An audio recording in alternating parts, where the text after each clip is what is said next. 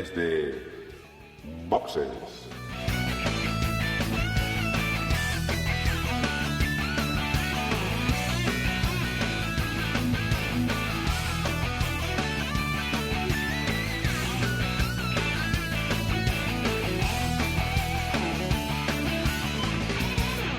Muy buenas y bienvenidos a un nuevo episodio de Desde Boxes Podcast, un podcast que hacemos aficionados a la Fórmula 1 para vosotros que también sois aficionados a este deporte rey del motor.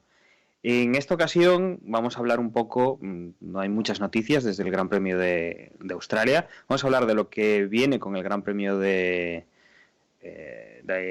Bahrein, que nos toca la semana que viene, y vamos a comentar alguna cosita más. Para ello tengo a Juan a mi lado virtual. Muy buenas, Juan. Hola, ¿qué tal? Pues nada, aquí ya cogiendo el ritmillo, ¿no? De esto de grabar podcast semana sí, semana también. Sí, después del parón que tuvimos este invierno, pues ya había ganas. Y también tenemos a Emanuel. Muy buenas, Emanuel, ¿qué tal? Hola, buenas a todos. ¿Cómo estamos? Pues lo que vamos a hacer ahora es una pequeña pausa, como siempre, antes de empezar. Pues ponemos una promo y vamos a contaros alguna noticia que ha quedado por ahí.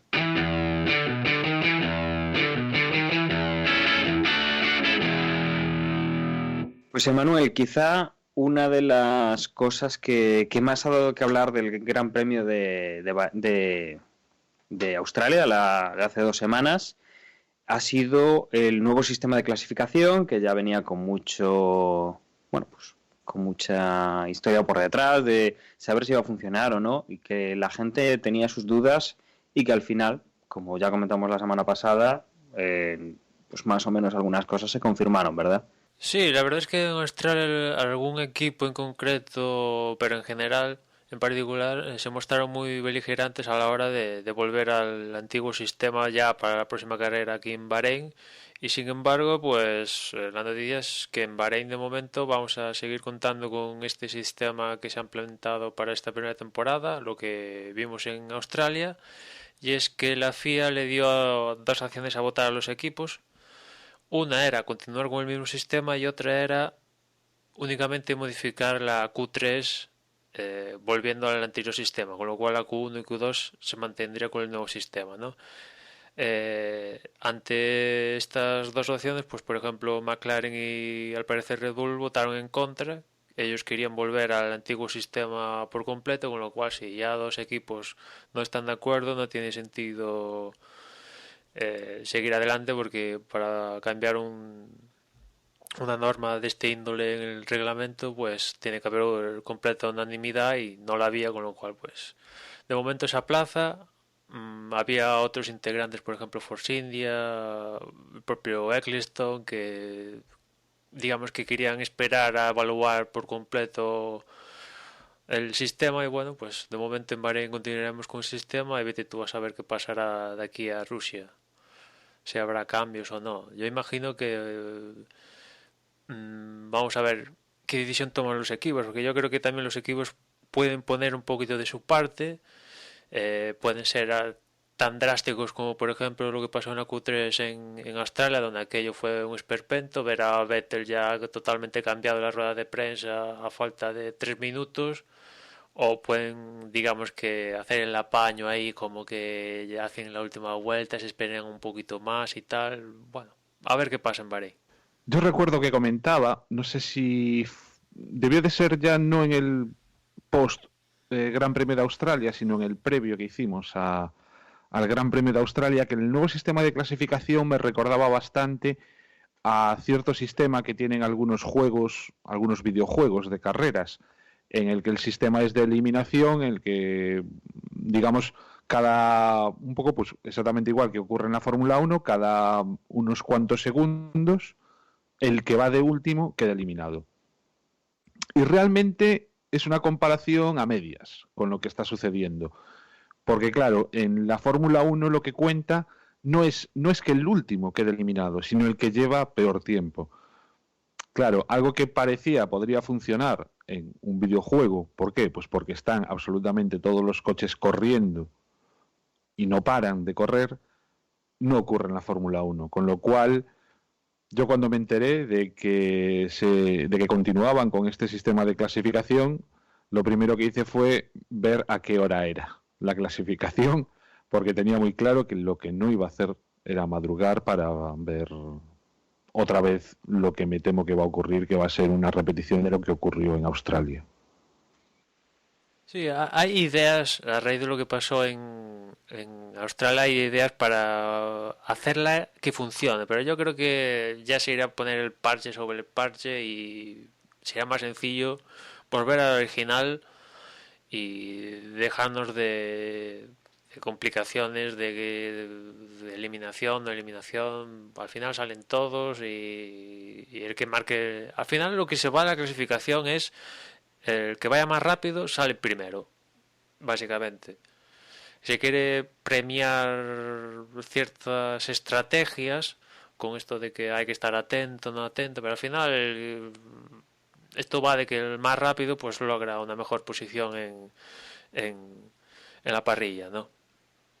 Y afortunadamente cuajó esta idea, porque había otra idea, por ejemplo, Eccleston, que quería poner el tema de darle la vuelta a la parrilla, como por ejemplo vemos en otras categorías inferiores, que en categorías inferiores tiene su aquel, ¿no? Por aquello de que son todos coches iguales y todo esto, y son categorías de promoción, etcétera, etcétera, y hay que currárselo, digamos, pero aquí ya empezamos con artificios y aquí, pues no sé, el fútbol es el fútbol desde los años de la prehistoria, el baloncesto lo mismo, el tenis lo mismo, o sea, al final hay que sentar unas bases y es cierto que se puede modificar algún detallito y tal, pero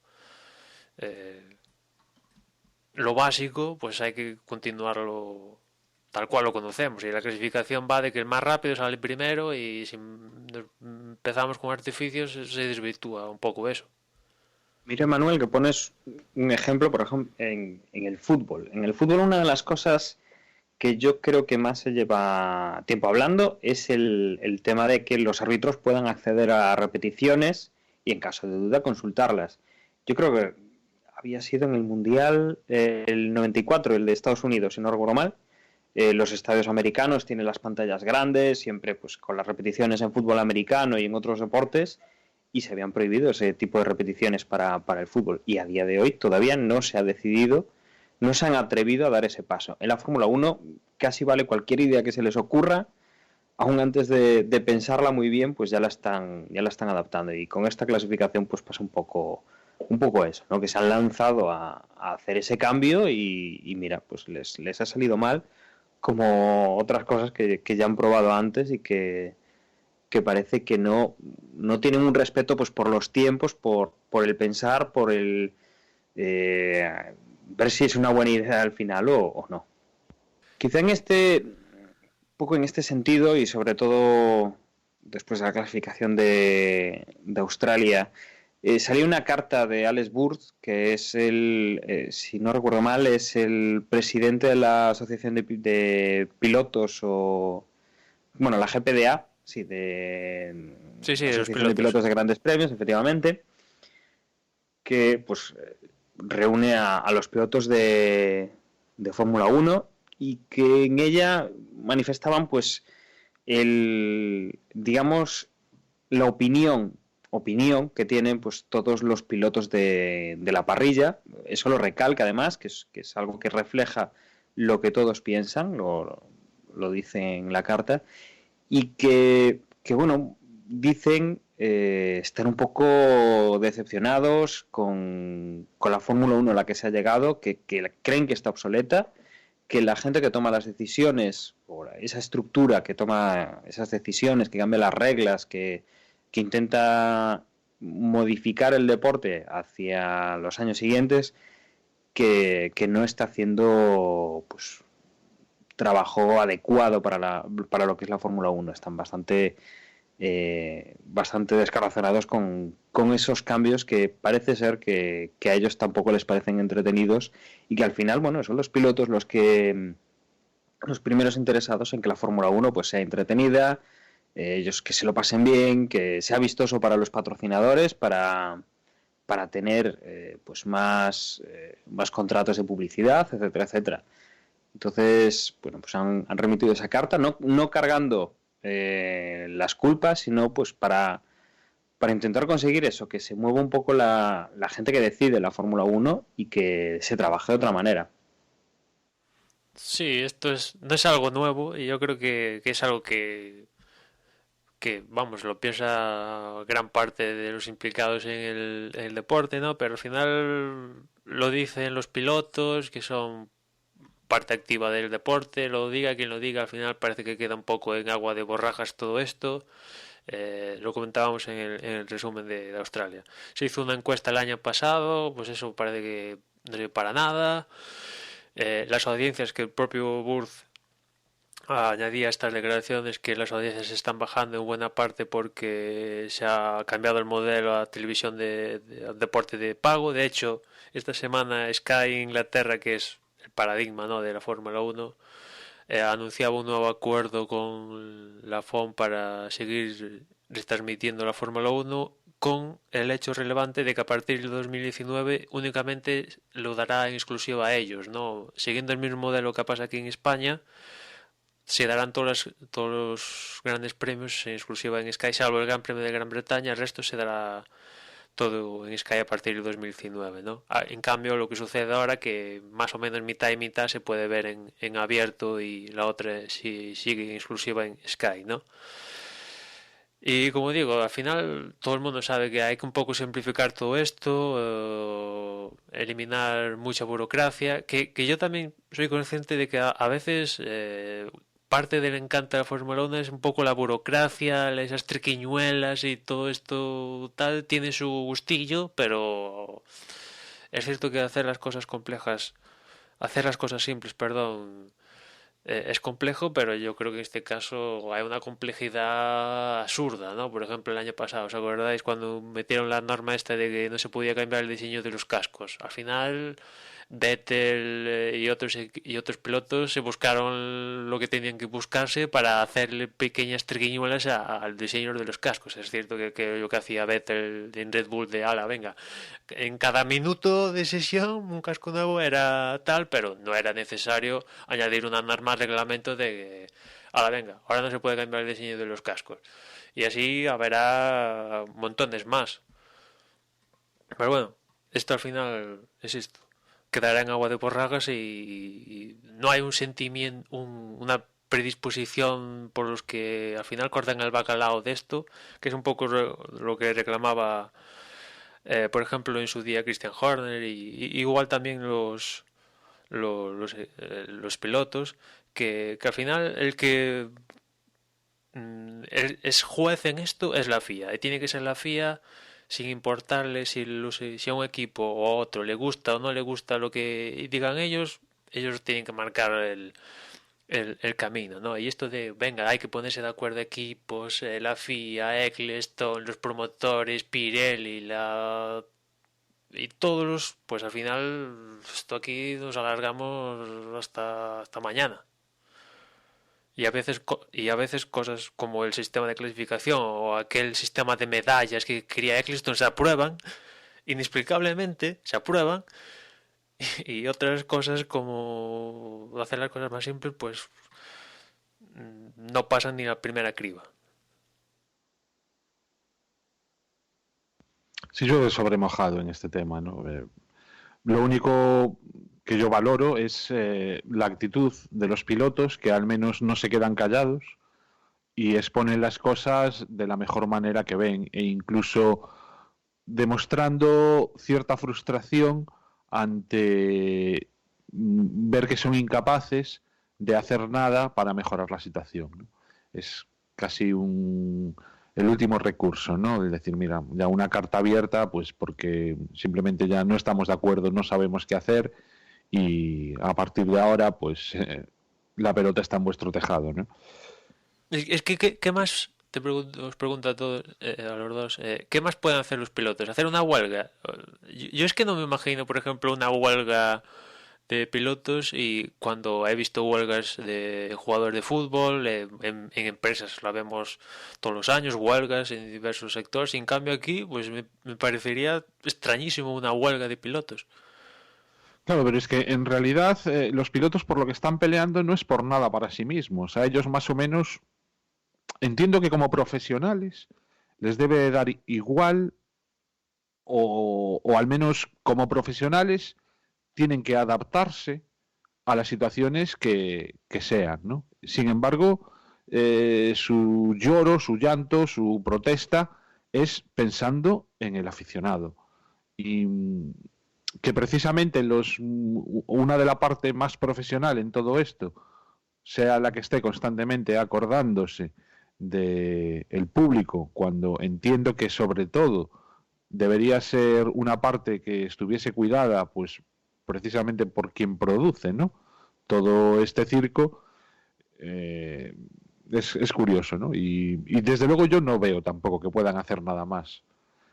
La encuesta el año pasado sería más cómoda o más incómoda de cubrir por todo lo que preguntaban y todo el tiempo que tardabas en hacerlo, pero ahí está, son, son cosas que suman, ¿no? Y no que restan, y sobre todo son cosas que tienen sentido plantear. Sin embargo, pues los que toman las verdaderas decisiones, entiendo que hay muchos conflictos de intereses, pero desde luego yo tengo muy claro que lo que no piensan es en el espectador, ¿no?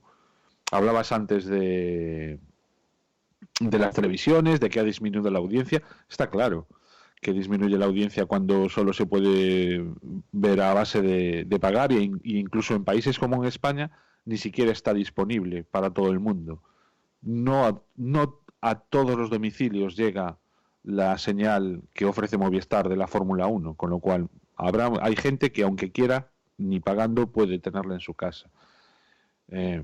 No sé si lo he comentado alguna vez en el podcast, pero sí desde luego en los previos que tenemos nosotros antes de ponernos a grabar, ya sabéis mi opinión, que yo por lo que optaría es que la Fórmula 1 debería tener un servicio en streaming en el que tú, pues pagando una cifra razonable, estuvieses en el país que estuvieses, pudieses acceder a ver las carreras, los entrenamientos, la clasificación. Exactamente igual que ahora mismo en España, lo comentaba con Osvaldo hace unos días, puedes ver cualquier partido de béisbol de la Liga de Estados Unidos. Es ridículo que se pueda ver eso y que no se pueda ver la Fórmula 1.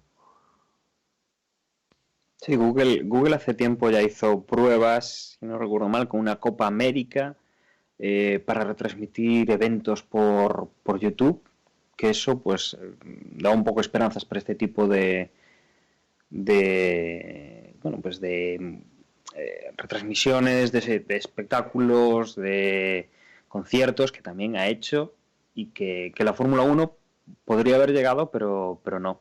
Hay un tema pues yo creo que lo comentábamos, las licencias de televisión pues pagan antes de que se celebre la temporada, y este tipo de suscripciones pues son más volátiles, es decir, nada te asegura pues que saques 100 millones de euros por 3 temporadas si a la gente no le interesa lo que tú les vas a dar. Entonces, si la televisión, si una cadena sí que decide que se lo quiere comprar, pues mira, les viene perfecto el dinero contante y sonante por 3 temporadas y ahí lo tienes. Entonces, claro, ahí se está yendo por el dinero única y exclusivamente, como en todas las decisiones que se están tomando últimamente.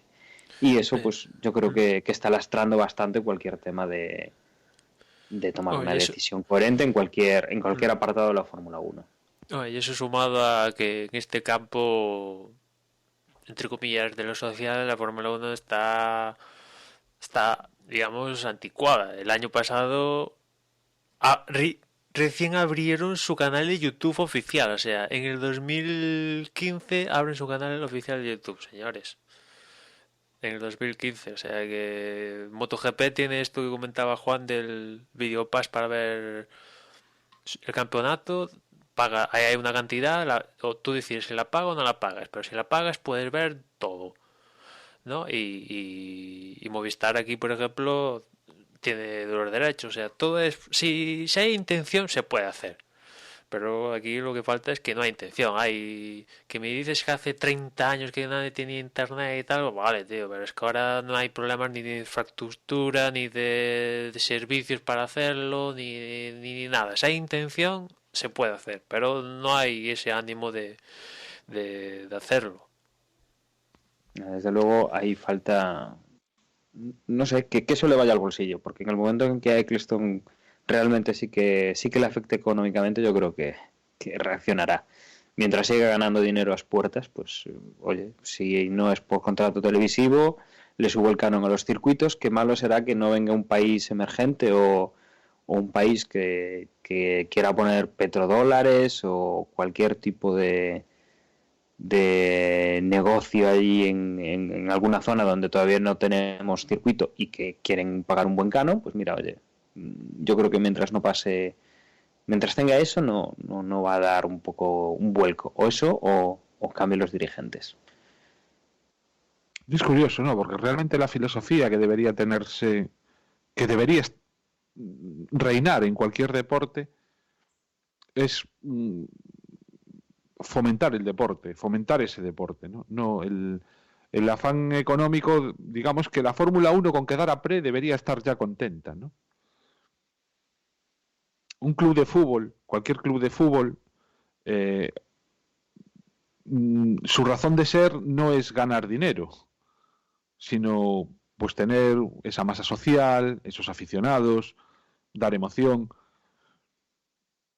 Encima, bueno, la situación de los clubes de fútbol pues es la que es sobre todo en este país, ¿no? Pero no se entienden como un negocio lucrativo. Que la Fórmula 1 sea un negocio lucrativo quizá es a lo mejor precisamente por donde empieza a fallar todo esto, ¿no? La Fórmula 1 con no tener pérdidas pues deberían ya de darse con un canto en los dientes. Que cobrasen mucho los que lo dirigen, pero que digamos, entre comillas, no fuesen a porcentaje o no estuviesen tan preocupados, ¿no? No es una empresa que tiene que tener todos los años más beneficios que la anterior.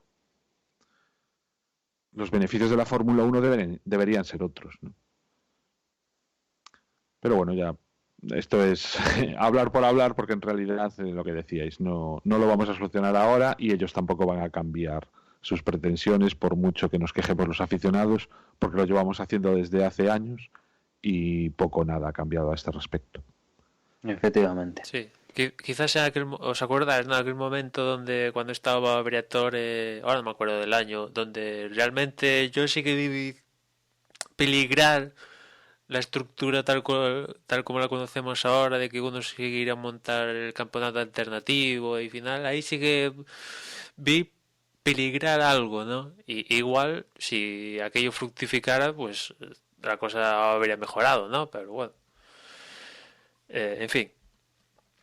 Cambiando de tema y volviendo a Bahrein, que ya está aquí el Gran Premio, empezamos por los horarios, unos horarios ya más decentes con respecto a los que vivimos en Australia.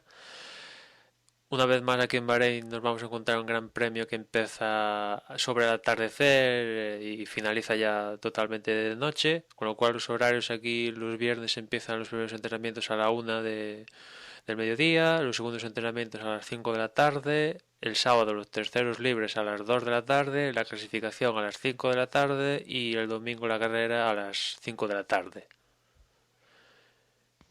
Y en cuanto a neumáticos, tenemos super blando, blando y medio. Esos son los tres neumáticos que se llevarán a este circuito de Bahrein. Quizá, bueno, tenemos aquí delante un listado con los neumáticos que ha pedido cada uno de los pilotos. Recordamos que llevan 13 juegos de neumáticos para el Gran Premio que pueden distribuir entre esos tres tipos de neumáticos.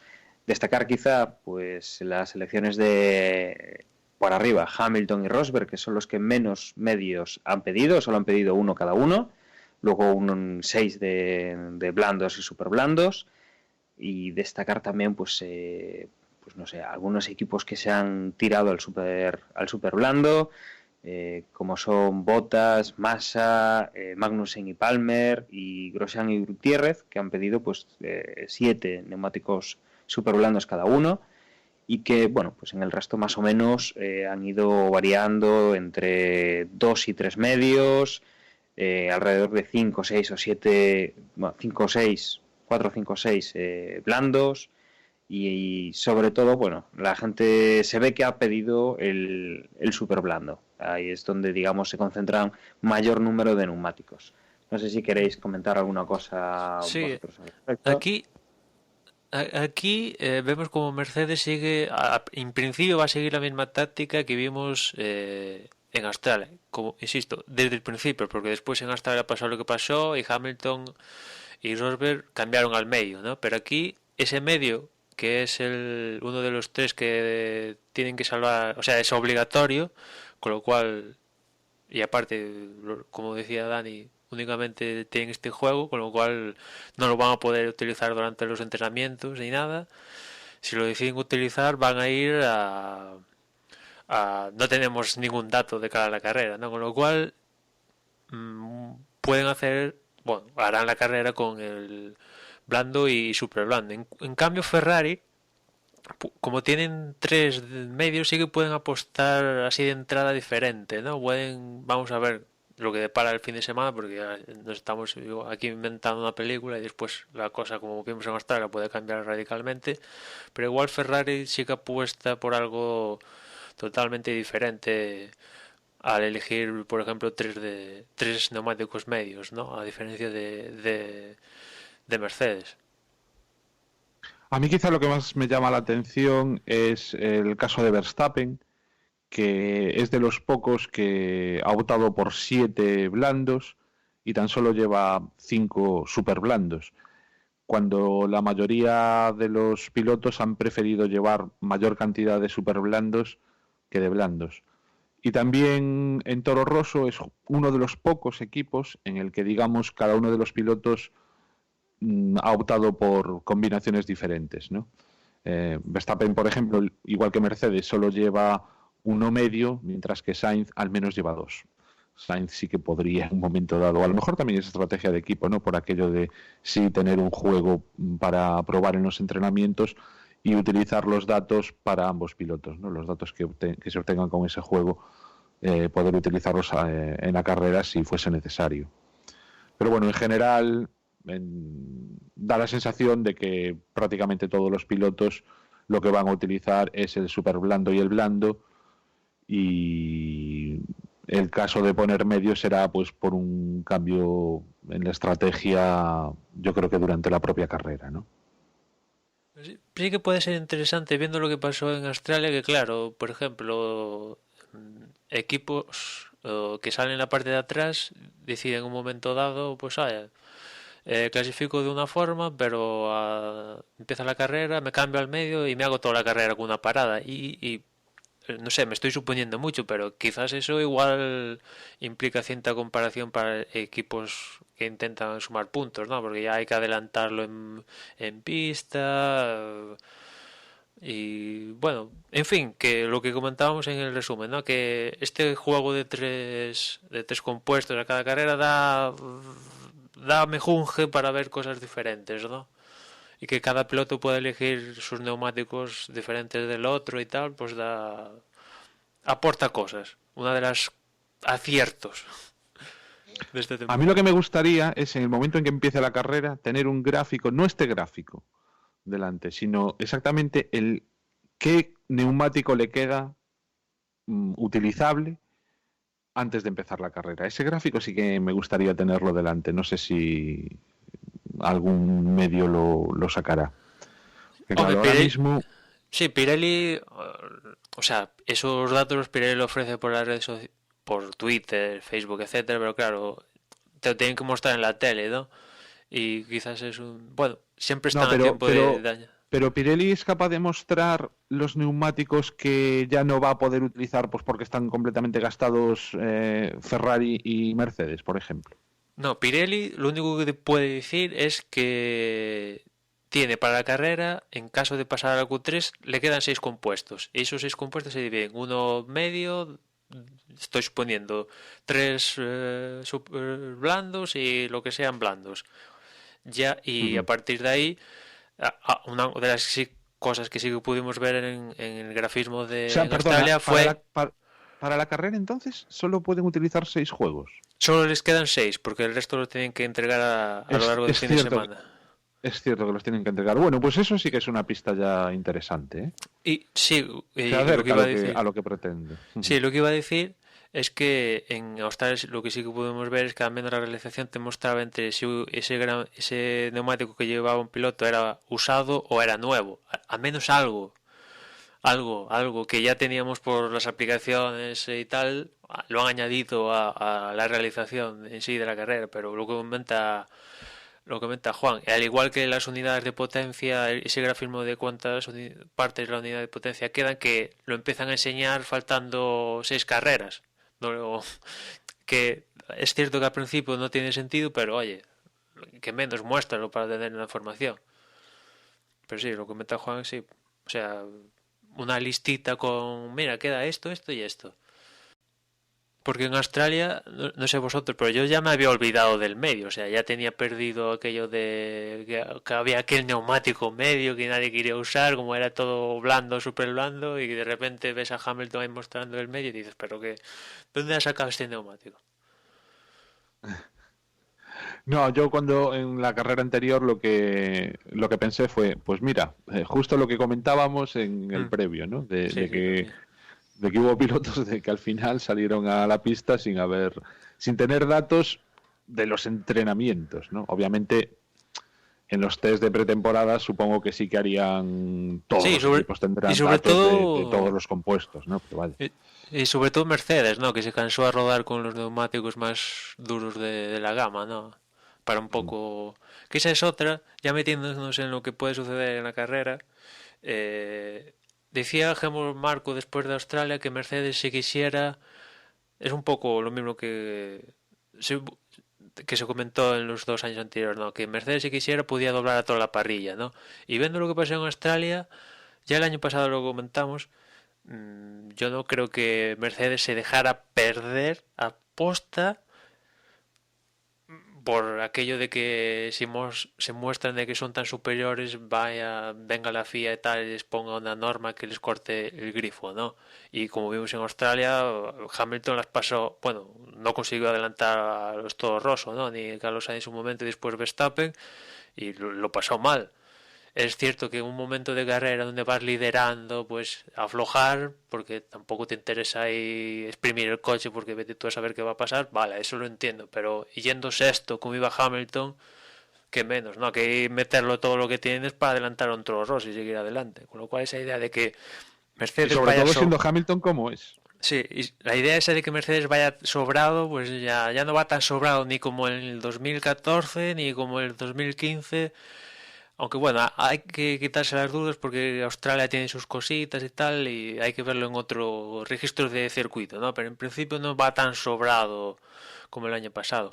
Y una de las cosas que nos enteramos después de Australia es que Mercedes estuvo a punto de decirle a Rosberg que abandonara, ¿no? Porque el equipo tenía datos de los frenos, los míticos problemas de frenos de Mercedes, de que estaban a punto de decir basta en el coche de Rosberg, pero claro, como estas cosas ahora no se pueden comunicarse entre el equipo y el piloto, pues es otro ingrediente a sumar dentro del cóctel de estrategia,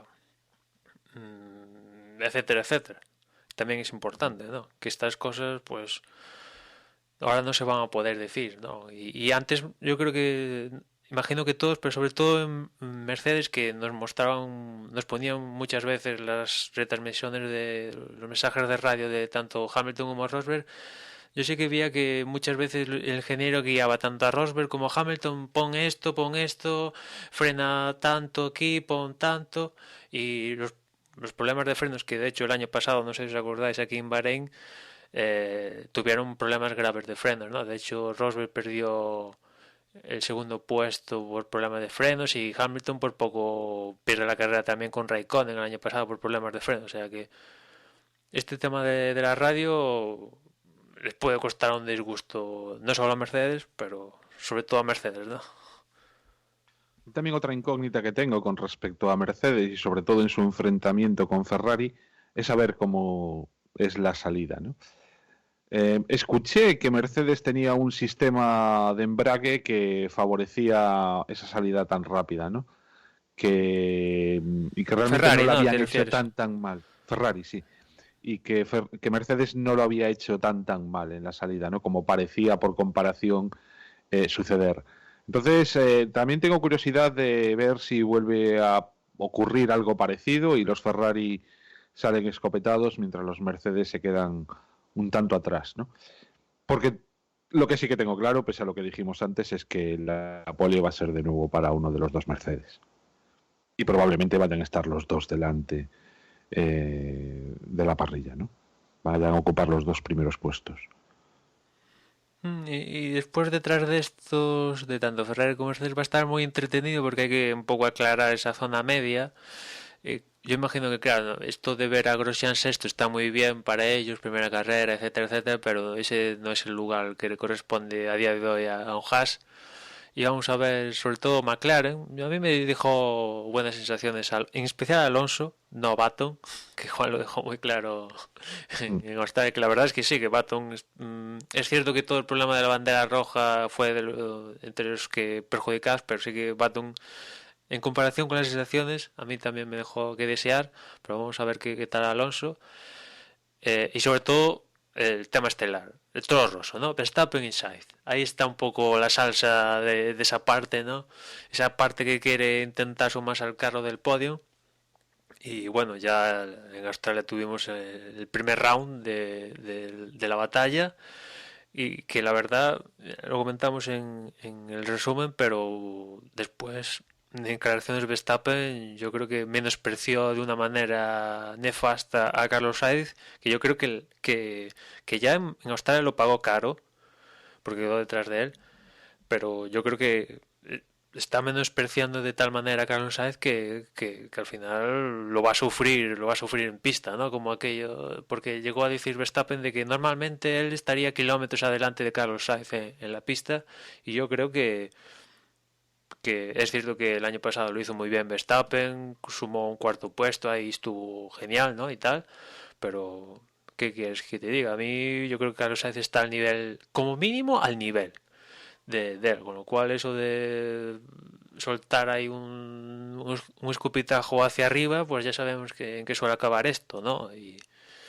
así de primeras, a mí no, esas declaraciones menospreciando a Carlos Sainz o Verstappen no me gustaron nada, ¿no? Que el chaval tenga ambición y tal, pues joder, que menos, ¿no? Que tenga ambición y que quiera ganar, ¿no? Pero ya menospreciar a tu compañero de equipo, que imagino que él sabe que no es un Mindundi, pues ya muestra que su entorno no está poniendo todo lo que tiene que poner para que el piloto crezca como tiene que crecer, a menos a mi entender. Desde Yo creo que luego, es una de las pues, partidas más interesantes que hay en la parrilla, ¿no? El que dos compañeros de equipo vayan tan igualados con un coche competitivo que además de ir peleando entre ellos, vayan peleando con los coches de la parte media, y ya este año, yo creo que es como dices tú, Emanuel, de la parte media alta de la parrilla, va a dar mucho juego. Desde luego, ya lo dieron en Australia. El año pasado tuvimos más problemas porque Carlos tuvo que abandonar en bastantes carreras por fiabilidad, pero que este año, a poco que hayan arreglado temas de fiabilidad en los coches, yo creo que lo vamos a pasar muy bien con estos dos pilotos. Jóvenes, ambiciosos, que tienen mucho que demostrar para continuar en la Fórmula 1 en los próximos años en equipos grandes, y que desde luego nos va a animar bastante lo que va a ser el Gran Premio. si yo entre estos dos, o sea, los dos son muy jóvenes, pero desde luego lo que está muy claro es que Sainz le gana por goleada en lo que a madurez se refiere. Y lo único que pido es que realmente esta disputa la podamos comprobar, ver quién es mejor realmente en la pista, y que no ocurra lo del año pasado, ¿no? Que la lucha fue totalmente desigual por la mala suerte de Carlos Sainz con la fiabilidad de ese coche, y también hay que tenerlo en cuenta las órdenes de equipo que se dieron muchas veces perjudicando claramente a Sainz. E incluso el año pasado, cuando se le dio alguna orden a Verstappen en la que debería precisamente favorecer a su compañero de equipo, no la acató. eso queda ahí. Esperemos que, ya digo, ojalá este año los podamos medir en la pista. Y si realmente Verstappen es, como dice, más rápido que Sainz, que lo demuestre, pero que lo demuestre eso, corriendo y no a base de bravuconadas que lo único que hacen es dejarlo en mal lugar. Sí, y después, no sé si vosotros tuvisteis la sensación, Estrella, de que en cuanto a unidades de potencia en sí, yo, tanto, antes lo decía con Alonso, pero el Honda, Renault, Ferrari, Mercedes, no los vi tan distanciados como el año pasado y sobre todo el 2014, ¿no? Vi a Renault adelantando algún Force India, por ejemplo, con motores Mercedes, vi a Honda adelantando algún otro piloto con otra unidad de potencia. Es cierto que sigue habiendo diferencias, evidentemente, pero, por ejemplo, Ricardo acabó cuarto. Los dos Renault, es cierto que tanto Magnussen como Palmer no sumaron puntos, pero al menos no dieron pena, que yo pensaba que iban a dar pena, ¿no? Entre otras cosas por la unidad de potencia. Honda con Alonso, pues, oye, apenas se quedaron a 10 kilómetros por hora de la velocidad punta marcada por Rosberg, ¿no? Que no es aquello del año pasado que estaban a 30 de diferencia, ¿no? Insisto, hay diferencia, pero no aquello que metía miedo de tanta diferencia abismal, ¿no? Y no sé si ahora, hablando de Toro Rosso, esto puede sentar un hándicap para ellos, porque tienen la unidad de potencia de Ferrari para el año pasado, y claro, esa unidad de potencia la tienen que aprovechar ya, porque a partir de mitad de temporada para final va a llegar revolución en Honda, en Ferrari y en Renault. El año pasado creo que llegamos a comentar que ahora Red Bull está soltando halagos hacia Renault, el avance que han hecho en verano, y bueno, al final Toro Rosso tomó la decisión de cambiarse a Ferrari y vale, ahora desde comienzo de temporada le puede salir bien, a ver si se aprovechan las oportunidades, pero igual al final se acaban arrepintiendo de cambiarse a Ferrari, ¿no? Porque yo, insisto, no vi las unidades de potencia con una diferencia abismal, ¿no?